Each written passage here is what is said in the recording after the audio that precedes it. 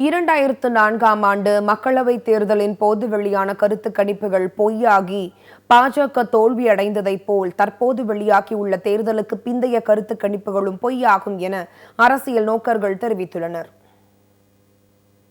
2004ஆம் ஆண்டு இந்தியாவின் 14வது மக்களவைத் தேர்தல் நடைபெற்றது. அச்சமயத்தில் ஒன்றியத்தில் பாஜக தலைமையிலான கூட்டணி அரசமைந்திருந்தது. வாஜ்பேயி பிரதமராக இருந்தார். அப்போது நடைபெற்ற தேர்தலில் காங்கிரஸ் மற்றும் அதன் கூட்டணி கட்சிகள் ஆகியவை 210க்கும் மேற்பட்ட தொகுதிகளை வென்றன. பாஜக தலைமையிலான தேசிய முற்போக்கு கூட்டணி 185 இடங்களை வென்றது. காங்கிரஸ் கட்சி 145 இடங்களையும் பாரதிய ஜனதா கட்சி 138 இடங்களையும் வென்றன.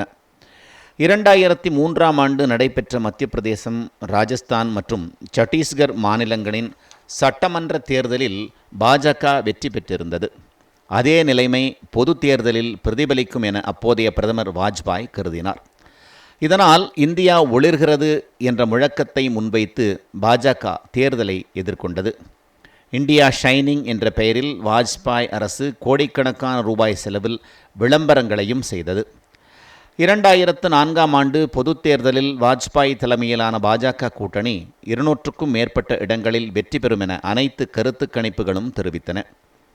NDTV AC நீல்சன் கருத்து கணிப்பில் பாஜக கூட்டணி 230 முதல் 250 இடங்களில் வெற்றி பெறும் என்று கூறப்பட்டது.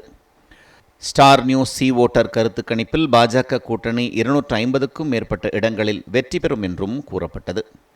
ஆனால் எந்த ஒரு கருத்து கணிப்பும் காங்கிரஸ் மற்றும் அதன் கூட்டணி கட்சிகள் 200க்கும் மேற்பட்ட இடங்களில் வெற்றி பெறும் என கூறவில்லை. ஆனால் 2004ஆம் ஆண்டு மக்களவை தேர்தலில் காங்கிரஸ் தனிப்பெரும் கட்சியாக வெற்றி பெற்று அதன் தலைமையில் கூட்டணி அரசு அமைக்கப்பட்டது. இக்கூட்டணி அரசுக்கு இடதுசாரி கட்சிகள் ஆதரவு அளித்தன. எனவே 2004ஆம் ஆண்டு பொதுத் தேர்தலுக்கு பிந்தைய கருத்து கணிப்புகள் பொய்யானதைப் போல தற்போது வெளியாகியுள்ள தேர்தலுக்கு பிந்தைய கருத்து கணிப்புகளும் பொய்யாகும் என அரசியல் நோக்கர்கள் தெரிவித்துள்ளனர்.